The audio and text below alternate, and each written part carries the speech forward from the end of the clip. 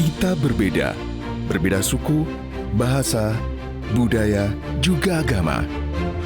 Indahnya perbedaan menjadi kekuatan bagi kita bangsa Indonesia.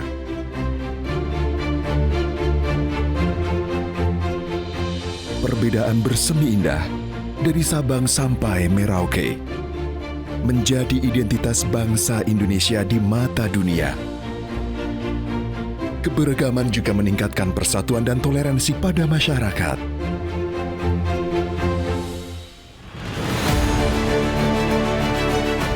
Kita berbeda, tapi kita satu. Bersama Polri Presisi, rajut kebinekaan sebagai satu keluarga. Karena kita satu Indonesia. Mari satukan keragaman dan ciptakan persatuan untuk Indonesia. Salam Presisi.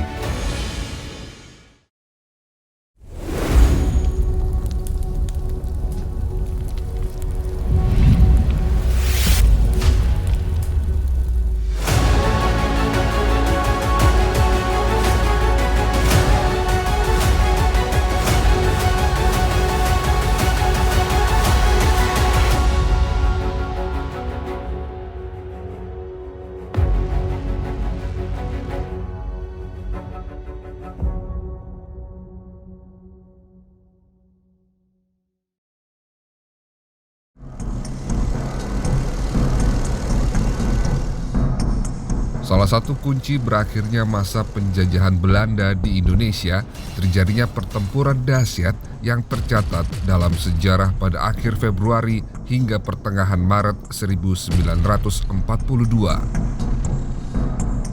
Setelah banyak daerah di luar Jawa berhasil dikuasai, masuk bulan Februari 1942, armada laut Jepang mengalahkan sekutu dalam pertempuran dahsyat di Laut Jawa. Pasukan Jepang yang berkekuatan sekitar 40.000 orang mulai mendarat di Pulau Jawa. Pasukan Jepang dengan cepat menyerbu pusat-pusat kekuatan tentara Belanda di Jawa. Seluruh wilayah Hindia Belanda mulai saat ini adalah menjadi kekuasaan tentara Jepang. Ada 3 wilayah yang dikuasai oleh Jepang. Yang pertama Sumatera oleh tentara ke-25, kemudian Angkatan Darat tentara ke-16 di Jawa, dan di sebelah timur khususnya pulau-pulau dari Kalimantan, Sulawesi, terus Maluku, termasuk Bali dikuasai oleh Angkatan Laut.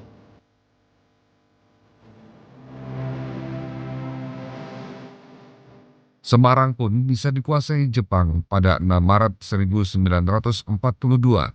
Besoknya Jepang dengan gagah memasuki ibu kota Jawa Tengah dan langsung menguasai tempat-tempat strategis dan gedung-gedung penting lainnya. Jepang mewujudkan ambisinya untuk membangun Imperium Asia Timur Raya. Selain membentuk pusat pemerintahan sementara di Indonesia yang berada di Jakarta, Jepang juga melakukan pendekatan kepada rakyat Indonesia dengan membentuk Gerakan Nasionalis Jepang. Gerakan ini bentuk propaganda kekaisaran Jepang pada masa Perang Dunia Kedua dengan slogan Jepang Pemimpin Asia, Pelindung Asia, Cahaya Asia. Yang awalnya ingin dicapai dengan cara begitu, itu ada tokohnya namanya Shimizu. Dia sebagai propaganda dengan gerakan 3A itu, tetapi tidak mengalami kemajuan. Maka pada Juli 1942, Jepang membebaskan tokoh-tokoh nasional Indonesia yang ditawan Belanda, diantaranya Soekarno dan Hatta. Untuk mengembalikan Asia kepada bangsa Asia, mengembalikan negeri-negeri itu kepada rakyatnya masing-masing. Rupa-rupa janji diberikan yang tujuannya agar tokoh-tokoh nasional Indonesia itu bisa mengajak seluruh rakyat Indonesia bersedia bekerja sama dengan pemerintahan Jepang. Kondisi itulah yang kemudian menggambarkan kalau Bung Karno dan Bung Hatta terlibat apa yang disebut dengan kerjasama Indonesia-Jepang.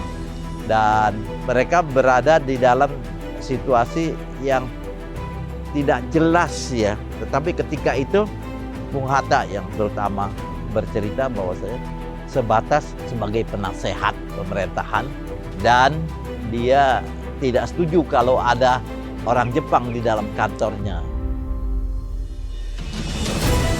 Pemerintah militer Jepang menginginkan adanya tenaga cadangan polisi yang akan digerakkan dengan cepat dan memiliki mobilitas tinggi. Keinginan ini akhirnya terrealisasi dengan membentuk satuan polisi khusus pada tahun 1944 yang disebut Tokubetsu Keisatsutai.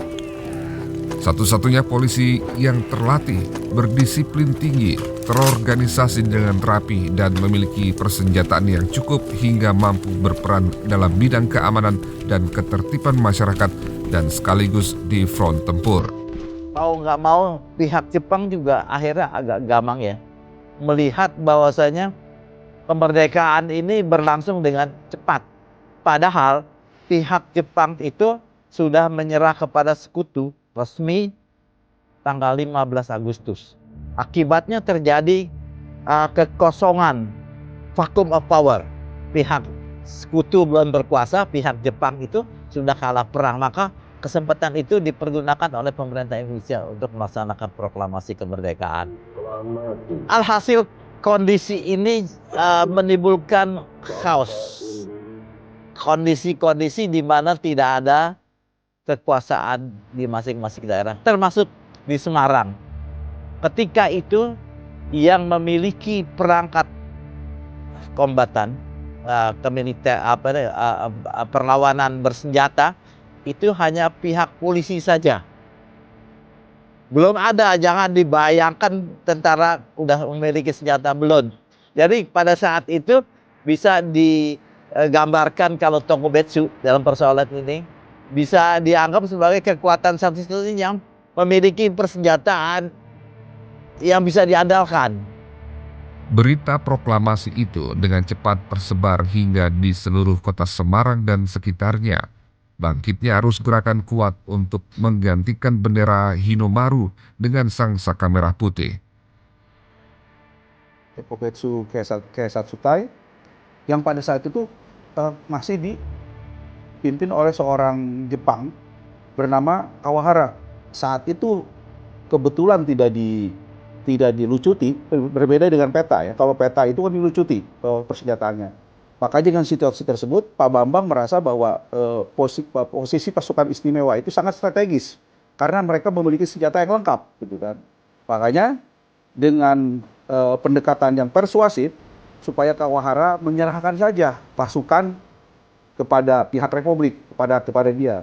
Pada saat itu Kawahara pun ternyata sangat kooperatif ya. Saat itu dia tidak ada pernyataan keras atau penolakan. Akhirnya dengan situasi yang damai, penyerahan pun berlanjut dengan ditandai dengan diturunkannya bendera Hinomaru secara baik-baik, lalu dinaikkan merah putih, dan kemudian Hinomaru dilipat dan diberikan kepada Kawahara. Kawahara setelah itu minta izin untuk bergegas pergi ke Jatingaleh, ke tempatnya Mayor Kido, yang pada saat itu merupakan satu-satunya kekuatan tentara Jepang yang masih kuat di Semarang pada saat itu. Sebutan Tokubetsu Keisatsutai diganti pasukan polisi istimewa. Satu-satunya pasukan polisi yang menyatakan diri secara tegas ada di belakang RI, di belakang pemerintah Soekarno-Hatta pada saat itu baru Pak Bambang Suprapto, yang lain belum. Gitu. Pak Yasin pada saat itu kan baru November ya, tahun 1945. Nah itu beberapa bulan sebelumnya, 20 Agustus, 3 hari setelah proklamasi, Pak Bambang sudah menyatakan dengan tegas bahwa dirinya pro Soekarno-Hatta gitu.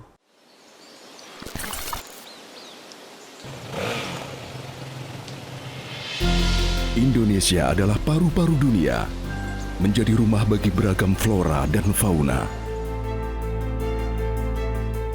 Polri berkomitmen untuk menjaga dan melestarikan alam Indonesia. Perubahan iklim berdampak luas pada kehidupan, memengaruhi berbagai aspek kehidupan. Kepedulian kita terhadap lingkungan adalah investasi.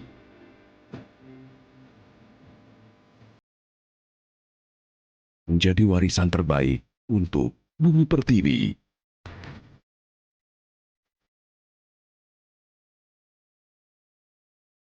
Polri berkomitmen untuk menjaga dan melindungi alam Indonesia. Mari bersama melestarikan alam untuk masa depan. Salam presisi.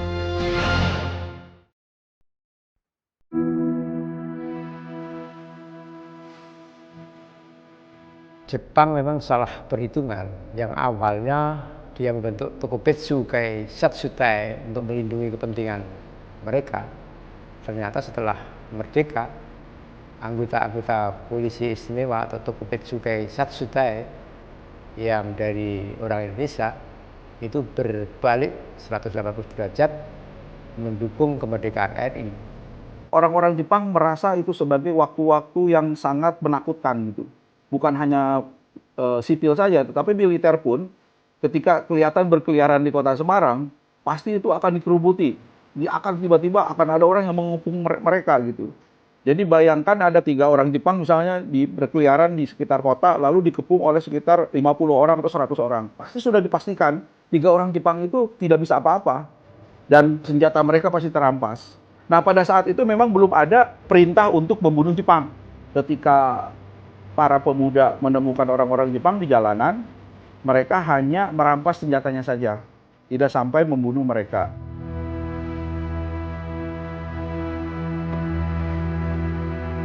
Dalam kancah pertempuran 5 hari di Semarang, wilayah Bojong menjadi melegenda. Sebelum merentetan peristiwa 5 hari di Semarang, Bambang Suprapto Dipokusumo memerintahkan pasukan polisi istimewa untuk menjaga objek-objek vital seperti menjaga kantor Radio Republik Indonesia Semarang, menjaga penampungan air Siranda, menjaga tahanan dan menjaga Kamtipnas di kota Semarang. Bambang Suprapto Dipokusumo dan sebagian besar pasukannya berhasil melakukan pengepungan serta perampasan gudang senjata dan amunisi milik tentara Jepang di Kembang Pakis dan di Gua Kembangan. Semua senjata dan amunisi dibagikan kepada badan dan laskar-laskar perjuangan seperti BKR dan AMRI.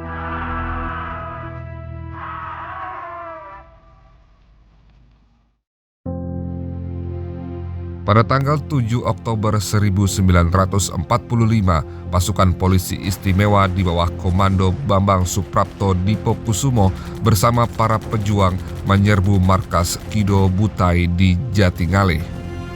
Dalam peristiwa itu, pihak Jepang menyerahkan 160 pucuk senjata. Namun sebagian besar senjata yang lain, pihak Jepang tidak menyerahkan ke pihak pejuang Indonesia.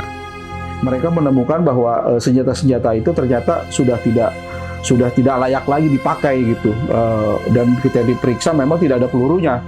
Akhirnya itu menimbulkan kemarahan dan terjadinya pertempuran 5 hari itu salah satunya dari itu juga, karena mereka merasa ditipu oleh pasukan Jepang yang hanya memberikan amunisi dan senjata ala kadarnya, dan itu pun tidak memiliki fungsi yang cukup baik buat mereka. Kemudian juga terdengar isu bahwa penampungan air di Siranda itu diracun oleh Jepang. Sampai kemudian Dr. Karyati yang mau ngecek keberadaan isu tadi, apakah benar penampungan air di Siranda itu diracun. Sebelum sampai di lokasi sudah terbunuh oleh pasukan Jepang. Itulah kemarahan-kemarahan dari awal Bersitegang mengawali pertempuran 5 hari Semarang. Di lokasi lain, kira-kira pada pukul 22 waktu Indonesia Barat, suasana sangat kacau. Tawanan Jepang memberontak melawan petugas dan melarikan diri.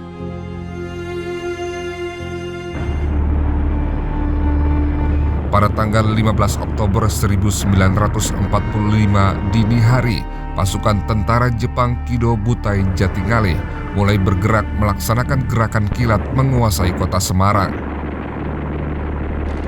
Pada malam itu, masyarakat Semarang bangkit serentak menghadapi perbuatan Jepang yang agresif. rakyat tidak gentar menghadapi pasukan Kido Butai yang terlatih dan bersenjata otomatis. Lebih baik mati berkalang tanah daripada kehilangan kemerdekaan tanah air. Begitu semboyannya. Nah, saat bergerak itulah masyarakat tidak diam, jadi di tengah jalan itu dihadang oleh masyarakat, perlawanan masyarakat, di Jumblang, kemudian di sekitar Semarang. Semuanya yang dari gerakan pasukan itu dihadang oleh para pejuang. Pada tanggal 17 Oktober 1945, pertempuran semakin berkobar. Tentara Jepang yang telah merasa mencapai sukses besar sama sekali tidak menduga kalau pada malam itu akan menghadapi serangan balasan dari pejuang Indonesia. Pada tanggal 18 Oktober 1945, tentara Jepang menyerbu pertahanan pejuang di Jatingalih dan Gombel. Hingga tanggal 19 Oktober 1945, pasukan Jepang semakin berkurang dan posisinya semakin terjepit. Sementara itu juga datang kabar kapal sekutu sudah merapat di Pelabuhan Semarang. Sekitar pukul 14, secara resmi diadakan gencatan senjata. Pada tanggal 14 November 1946, Polisi Istimewa resmi menjadi Mobile Brigade atau Mobrik. Jadi ketika selesai di pertempuran 5 hari Semarang, kemudian telah dibentuk Mobrik, maka Bambang Suprapto ditarik di sana. Beliau dijadikan Komandan Kopik di sana.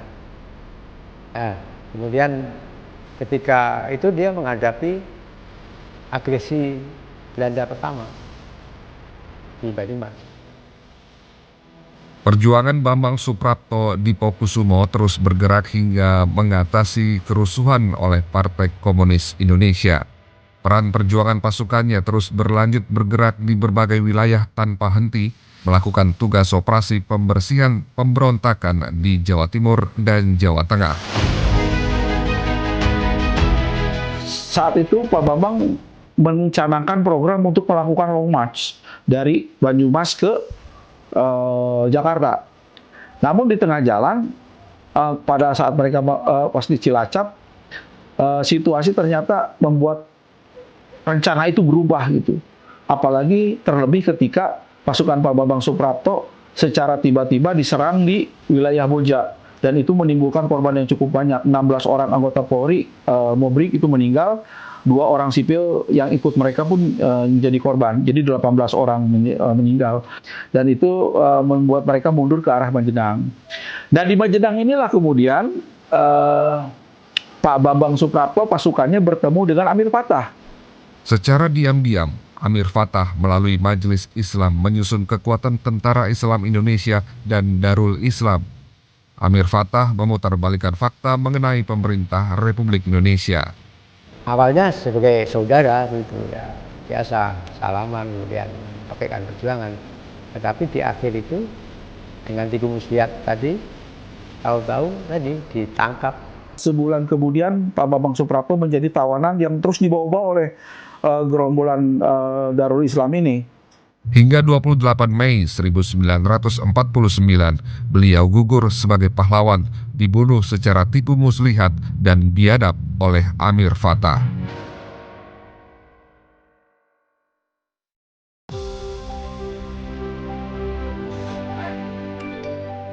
Berita palsu memicu polarisasi dalam masyarakat, kehilangan kepercayaan, dan terjadi gejolak sosial. Polri Presisi sebagai cooling system mengantisipasi penyebaran konten hoax, melakukan sosialisasi dan edukasi literasi pada masyarakat, serta menjaga persatuan dan kesatuan bangsa. Pemilu 2024 harus dipantau dan dijaga. Kita tolak hoax, kita tolak fitnah, kita tolak saling merendahkan, saling menjelekkan, setuju? Stop hoax, saring sebelum sharing. Penyebaran berita hoax dapat mengakibatkan misinformasi, disinformasi, bahkan mengakibatkan retaknya kebinekaan. Cermat dan bijaklah dalam menerima dan membagikan informasi. Salam presisi.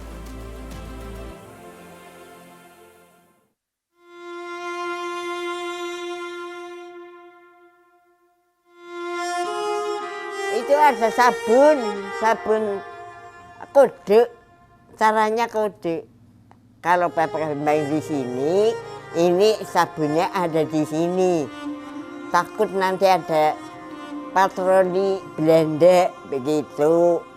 Pak Bambang begini sama saya. Nanti kalau ada orang ngirim makanan atau senjata, ditaruhnya di sini saja di bedik begitu. Ya ada melek, susu kaleng, terus granat, bren, pistol, peluru yang di sini ini selendang begini. Yang ngirim ke sini ya orang markas, ambil beras dari markas. Orang-orang langka ya ikut makan ya. Bukan tentara saja yang makan. Oh, orangnya begini kok. Ya menolong sia-sia mau digantung saja bisa. Nduk, duduk di sana lapangan. Kalau ada Belanda, sini sudah ngerti, ambil ikat sedikit, terus lari ke papringan bambu, kebun bambu di belakang rumah. Sebagai penghargaan atas kepemimpinan dan kepahlawanannya, beliau dianugerahkan tanda-tanda kehormatan.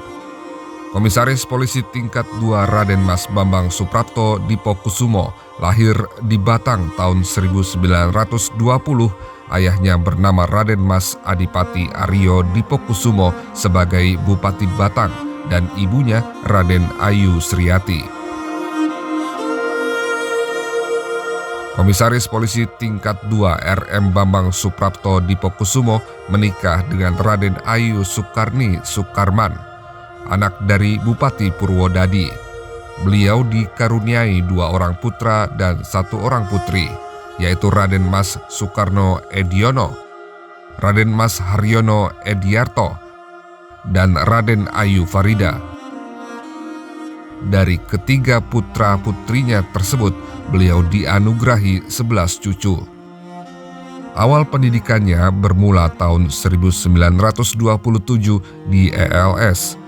Setelah itu melanjutkan di Sekolah Mulo dan melanjutkan sekolah di Mosvia Magelang tahun 1938.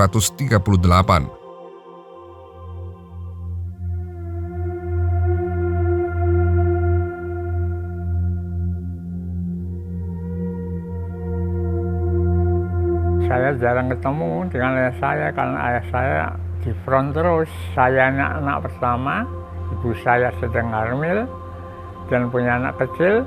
Ya saya dibawa kemana-mana, tapi di sana tidak ikut kemana-mana. Taruh dititipin sama orang.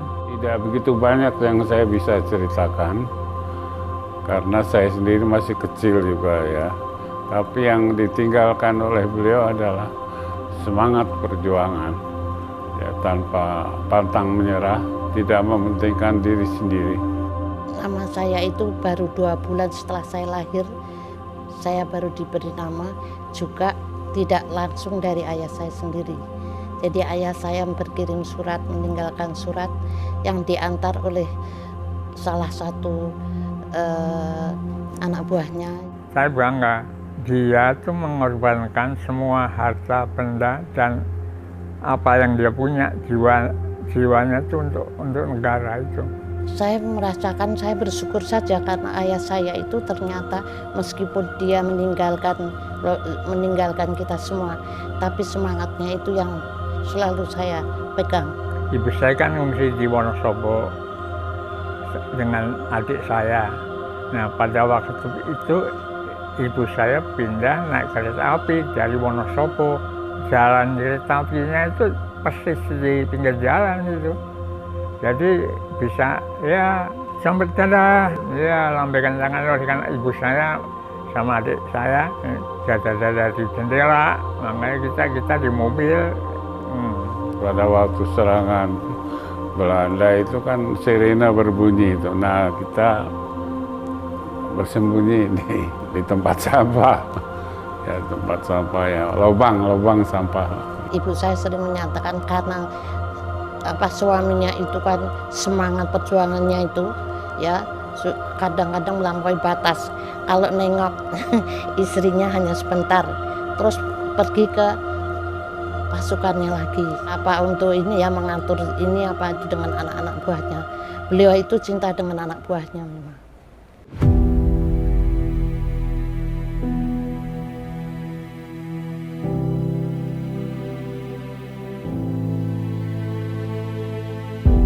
Nama harumnya diabadikan sebagai nama jalan di berbagai daerah Jawa Tengah dan bahkan daerah istimewa Yogyakarta.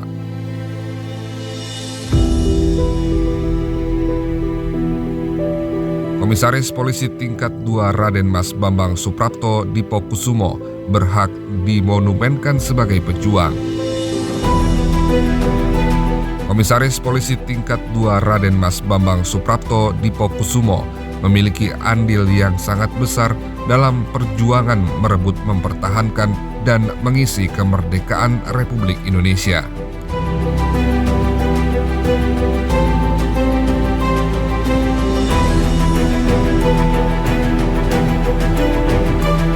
Sang pemberani, Komisaris Polisi Tingkat 2 Raden Mas Bambang Suprapto Dipokusumo telah gugur sebagai kusuma bangsa dengan meninggalkan nilai-nilai kepahlawanan dan kejuangan bagi generasi penerus bangsa.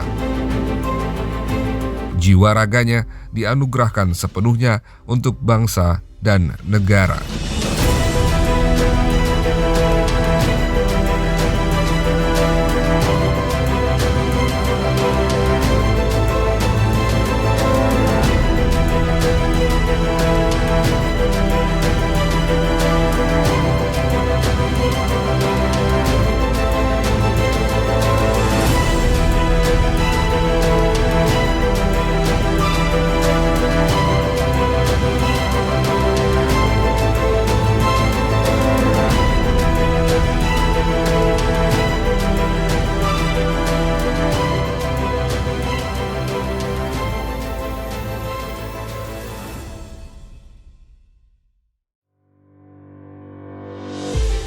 Indonesia hidup berdampingan dalam keberagaman.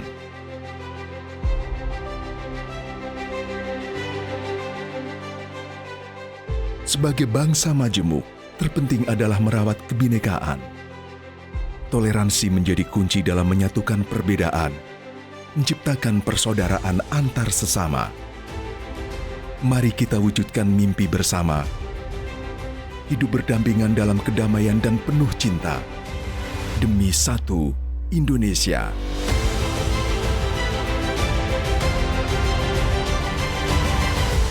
Indonesia adalah negara yang kaya akan kebinekaan. Mari kita saling menghargai dan menghormati perbedaan serta merawat peradaban demi persatuan dan kesatuan NKRI. Salam presisi.